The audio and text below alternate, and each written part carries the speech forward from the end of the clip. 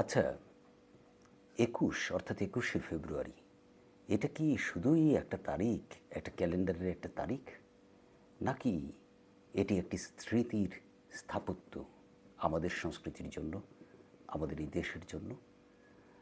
যদি স্মৃতির স্থাপত্য হয়, তাহলে অমর একুশে বইমেলা সেটি কি? সেটি কি কেবলই একটি বইমেলা, নাকি একটা স্মৃতির উৎসব? আমাদের যে বইমেলা, যেটি নিয়ে নভেম্বরের যখন থেকে প্রস্তুতি শুরু হয় বইমেলার, তখন থেকেই চলছে নানান ধরনের সংকট, নানা ধরনের নাটক। প্রকাশকরা দুই পক্ষে ভাগ হয়ে গেছেন। বাংলা একাডেমি একটা অবস্থা নিয়েছে, এবং সবশেষে যেটা দাঁড়িয়েছে যে একটা সিদ্ধান্ত এসেছে, যে সিদ্ধান্ত সংকটের অবসানের মুখ খুলে দিয়েছে, এবং সেই সিদ্ধান্তটি হচ্ছে আগামী ২৫ ফেব্রুয়ারি থেকে বইমেলাটি হতে যাচ্ছে, এবং সেই মেলাটি চলবে ১৫ মার্চ পর্যন্ত, অর্থাৎ ২০ দিন অনুষ্ঠিত হবে এই বইমেলা। বরাবর যেটা হতো ফেব্রুয়ারি মাস জুড়ে ৩০ দিন, এবারের মেলা হচ্ছে ২০ দিন।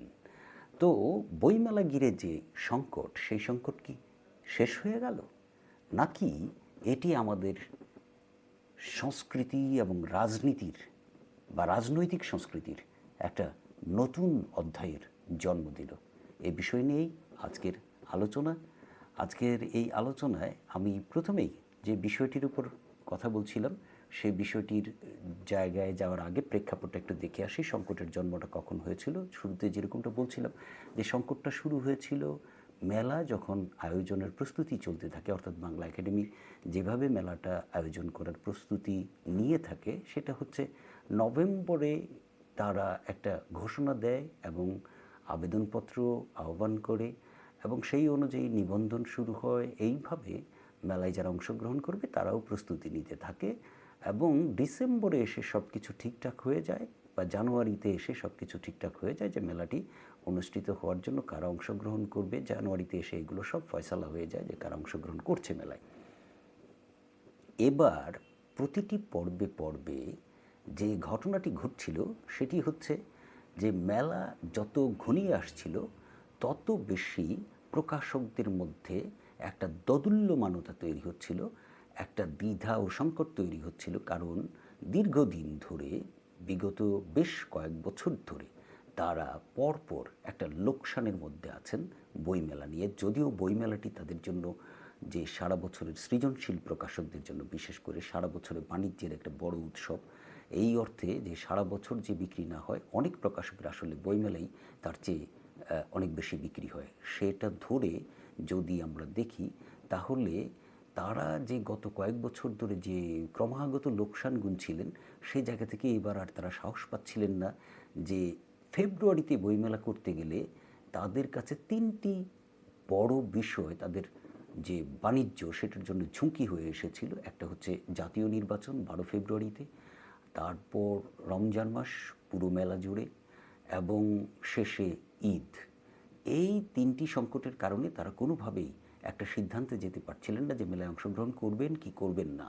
এই উভয় সংকটের মধ্যে পুরো প্রকাশক গোষ্ঠী দুটো ভাগে ভাগ হয়ে যায়। এক পক্ষ বাংলা একাডেমির নোটিফিকেশন, বাংলা একাডেমির ঘোষণা অনুযায়ী তারা নিবন্ধন করে, তারা মেলায় অংশগ্রহণ করবে। আর একটি পক্ষ তারা মেলায় অংশগ্রহণ করবে না বলে স্থির সিদ্ধান্ত নেয় এবং মেলা বয়কট করবে, এরকম একটি ঘোষণায় তারা চলে যায়। এ নিয়ে সংবাদ সম্মেলনও হয়েছে।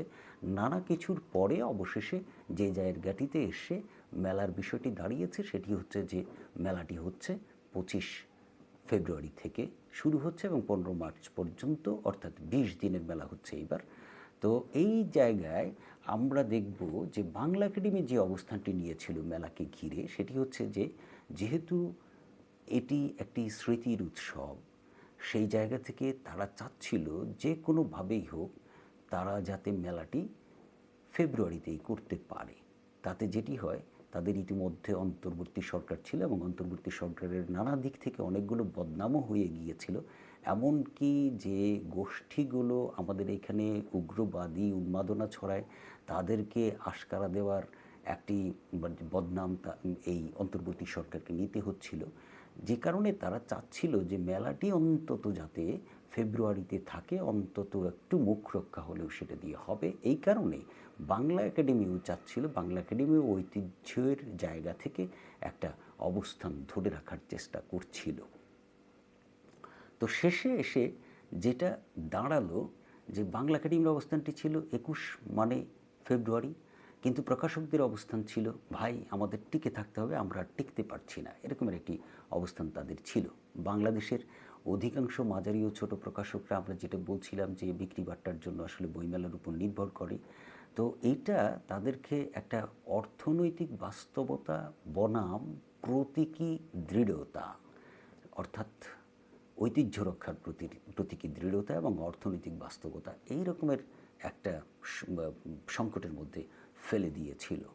দীর্ঘ আলোচনার পর শেষে সিদ্ধান্ত এসেছে, এবং যে সিদ্ধান্তটি এসেছে সেটি এসেছে একেবারে 12 ফেব্রুয়ারি নির্বাচনের পরে যে নতুন সরকার গঠিত হয়েছে সেই নতুন সরকারের সংস্কৃতিমন্ত্রী, বলতে গেলে একটি আনুষ্ঠানিক বৈঠকে সংস্কৃতি প্রতিমন্ত্রী এবং সংস্কৃতিমন্ত্রী দুজনই আনুষ্ঠানিক বৈঠকে গতকালকেই অংশগ্রহণ করেছেন, এবং তারা অংশগ্রহণ করেই একটা সিদ্ধান্ত জানিয়ে দিতে পেরেছেন, এবং এটা খুবই শুভ লক্ষণ। আমার মনে হচ্ছে যে তারা প্রথম বৈঠকেই এরকম দীর্ঘস্থায়ী একটা সংকটের সমাধান এনে দিতে পেরেছেন। দীর্ঘস্থায়ী সংকট বলছি যে গত 3 মাস ধরে বারবার তারিখ হচ্ছিল, বারবার তারিখ বদল হচ্ছিল, এইভাবে যে জায়গাটিতে গিয়ে ঠিক ছিল ব্যাপারটা, সেটা আসলে প্রতিটা পক্ষকেই হতাশ করে দিচ্ছিল। অর্থাৎ যে পক্ষ মেলায় যেতে ইচ্ছুক ছিল ফেব্রুয়ারির মেলায়, আর যে পক্ষ ফেব্রুয়ারিতে মেলায় যেতে ইচ্ছুক ছিল না, দুই পক্ষকেই আসলে একটা অস্থিরতা এবং একটা সংকটের মধ্যে ফেলে দিয়েছিল। তো শেষ পর্যন্ত একটা সমাধান এসেছে, মেলাটি অনুষ্ঠিত হতে যাচ্ছে শিগগিরই।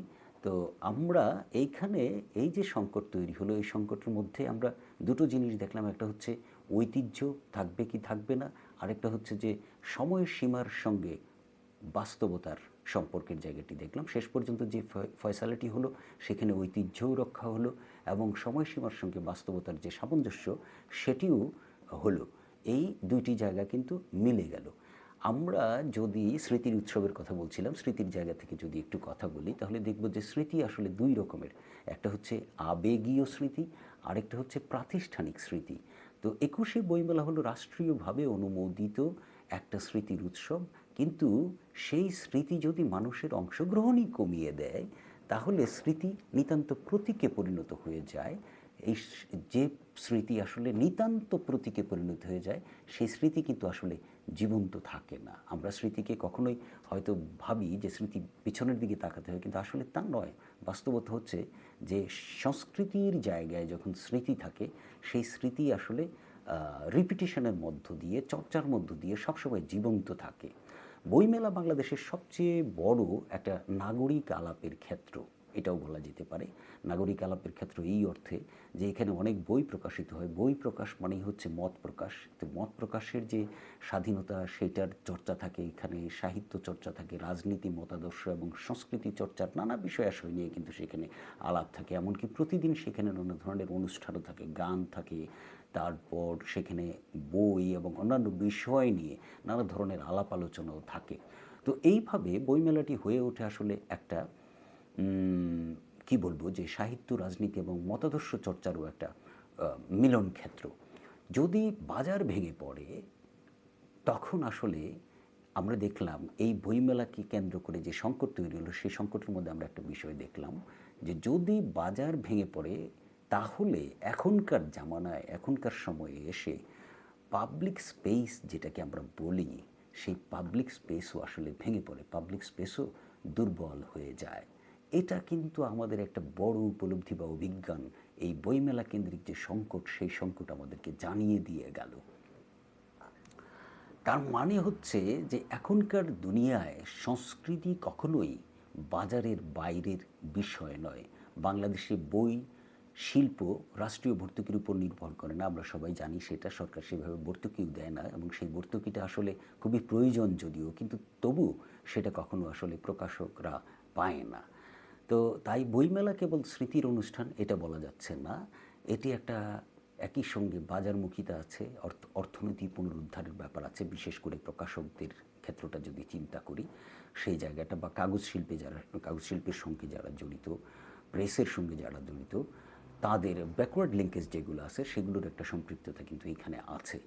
তো এই সংকট আমাদেরকে যে জায়গাটায় দেখিয়ে দিল, যে জায়গাগুলো চিহ্নিত করে দিল, সেটা হচ্ছে সংস্কৃতি জায়গা থেকে যদি দেখি, সংস্কৃতি যে স্থির বিষয় নয়, সেই জানানটা কিন্তু এই বইমেলা কেন্দ্রিক সংকট আমাদেরকে জানিয়ে দিয়ে গেল। রাষ্ট্রীয় প্রতীক যে খুব স্থবির কোনো বিষয় নয়, সেটি যে আলোচনার বাইরের বস্তু নয়, সেটাও কিন্তু জানান দিয়ে গেল এই বইমেলা কেন্দ্রিক সংকট। বাজারকে অস্বীকার করলে যে সংস্কৃতি টেকে না, সেটিও জানিয়ে দিয়ে গেল এই বইমেলা। ধর্মীয় বাস্তবতা উপেক্ষা করলে যে সামাজিক দূরত্ব তৈরি হয়, সেটিও কিন্তু পরোক্ষত জানিয়ে দিয়ে গেল। কেন ধর্মীয় বাস্তবতার কথা বললাম? এই বইমেলাকে কেন্দ্র করে যে সংকটগুলোর কথা আমরা আলোচনা করেছি এতক্ষণ ধরে, তার ভেতরে আরেকটা চোরা সংকটও ছিল। সেটা হচ্ছে বিভিন্ন পক্ষের যে রাজনৈতিক মতাদর্শ, সেই মতাদর্শও কিন্তু পরোক্ষত প্রবল প্রভাব ফেলেছে এই বইমেলা কেন্দ্রিক যে পক্ষ বিপক্ষ সেসবের ক্ষেত্রে।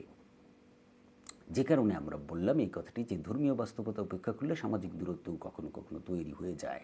এবং এই সংকট আরও দেখালো যে বাংলাদেশে সাংস্কৃতিক নীতি নির্ধারণ এখন আর কোনো একমুখী ব্যাপার নয়, সেটি বহুমুখী একটি আলোচনা এবং বহুমুখী যোগাযোগেরও একটা বিষয়। ভবিষ্যতে যদি আবার আমরা জানি যে এবারই শেষ নয়, আগামী বছরও বইমেলা যদি ফেব্রুয়ারিতে হয়, তাহলে বইমেলাকে কেন্দ্র করে বা বইমেলা যখন চলবে তখনই রমজান মাসও চলবে। তো যে সংকটটি আমরা এবার দেখেছি, সেই রকমের একটি সংকটের পরিস্থিতি কিন্তু আগামী বছরও থাকবে। বইমেলার সময়ও আবারও কি নতুন করে এই একই রকমের দ্বিধা দ্বন্দ্ব এবং সংকট আবারও দেখা দেবে? এরকম পরিস্থিতি কি হবে? নাকি এবার এই যে ফয়সালাটি হলো, এই ফয়সালার মধ্য দিয়ে, এই ফয়সালা যে এবারই হলো সেটা কিন্তু নয়, এর আগেও হয়েছে, অর্থাৎ রমজান মাসে এর আগেও বইমেলা হয়েছে, তখন কিন্তু এই ধরনের সংকট তৈরি হয়নি। তো এবার এসে নতুন করে এই সংকটটি কেন মাথাচাড়া দিয়ে উঠলো, এবং এবার কি এই যে সংকটের সমাধান, সেই সমাধান কি আবার নতুন করে একটা নতুন মডেল তৈরি করলো কিনা, যে আমরা সংস্কৃতি এবং যে ধর্মীয় মূল্যবোধ বা সংস্কৃতি এবং বাজার, এই সবগুলো বিষয়কে একসঙ্গে নিয়ে চলতে পারবো, বা সাংস্কৃতিক নীতিতে একটা নতুন অধ্যায় এইভাবে যুক্ত হলো কিনা, এটাও কিন্তু ভাববার একটা বিষয়।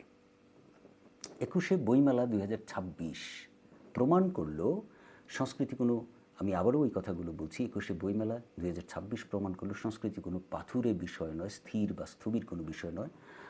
এটা জীবন্ত, এটা আলোচনাযোগ্য, এটা দর কষাকষির ভিতর দিয়ে এটার ভিত শক্ত হয়। 25 ফেব্রুয়ারি থেকে যে 15 মার্চ, এই 20 দিনে এবারের যে বইমেলা, এটা শুধু বিক্রি বা বাজারের বিষয় নয়, এটা একই সঙ্গে একটা পরীক্ষারও ফলাফল। রাষ্ট্র, বাজার, সমাজ, এই তিনটি বিষয়, এই তিনটি জিনিস একই সঙ্গে হাঁটতে পারে কি না, সেটারও একটি পরীক্ষা।